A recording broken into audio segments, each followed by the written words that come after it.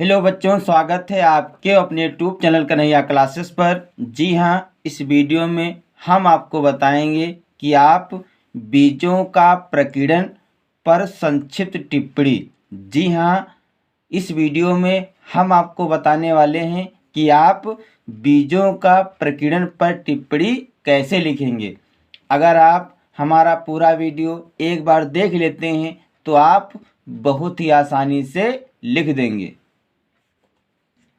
तो हेडिंग डालेंगे बीजों का प्रकीर्णन पर संक्षिप्त टिप्पणी। इसमें लिखेंगे पराग कणों की भांति बीजों और फलों में चलन क्षमता नहीं होती है। जैसे पराग कण होते हैं उसमें चलने की क्षमता नहीं होती है, वैसे ही बीज और जो फल होते हैं उसमें चलने की क्षमता नहीं होती है।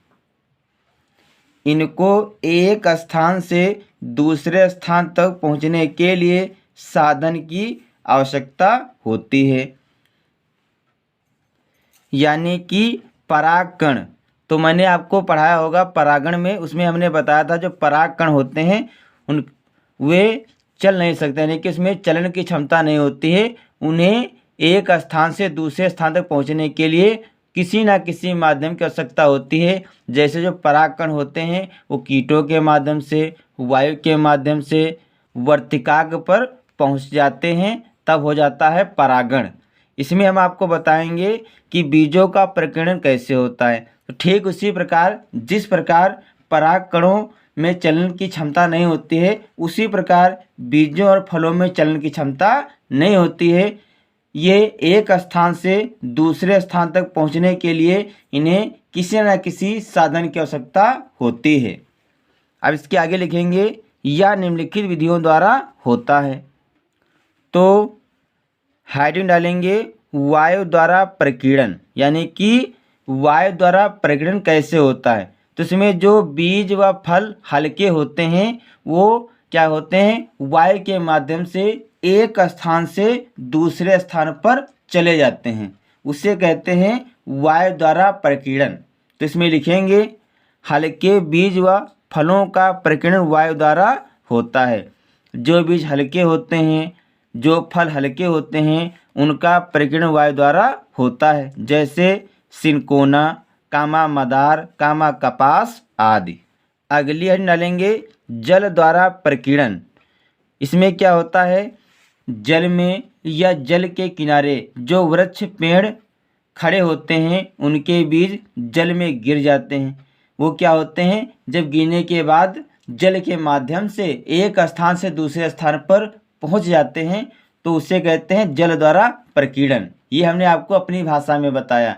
अब हम आपको बताएंगे कि आप लिखेंगे कैसे। तो लिखेंगे जल में या जल स्रोतों के किनारे उगने वाले फल वृक्षों में जल द्वारा प्रकीर्णन होता है, जैसे नारियल, कमल आदि।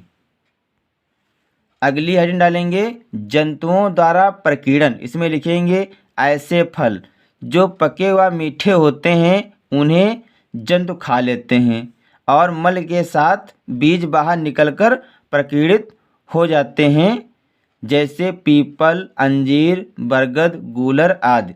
यानी कि जंतुओं द्वारा प्रकीर्णन कैसे होता है, तो इसमें ऐसे फल जो पके होते हैं, मीठे होते हैं, उन्हें जंतु खा लेते हैं और उनके जो बीज हैं मल के साथ बाहर जब निकल जाते हैं, वो बाहर जब निकलते हैं तो प्रकीर्णित हो जाते हैं, उसे कहते हैं जंतुओं द्वारा प्रकीर्णन। जैसे पीपल है, बरगद है, गूलर है। इनके जो फल होते हैं कैसे होते हैं, मीठे होते हैं।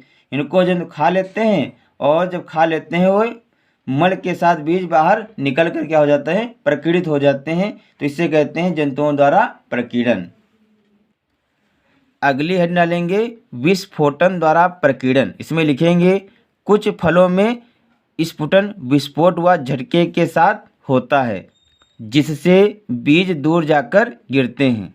यानी कि कुछ फल ऐसे होते हैं जिसमें विस्फोटन विस्फोट व झटके के साथ होता है। यानी कि कुछ फल ऐसे होते हैं, आपने देखा होगा कि वो चिटक जाते हैं। जैसे वो चिटकते हैं वैसे ही उनके अंदर के बीज दूर जाकर गिर जाते हैं, तो उसे कहते हैं विस्फोटन द्वारा प्रकीर्णन, जैसे जिरेनियम, एब्रस आदि।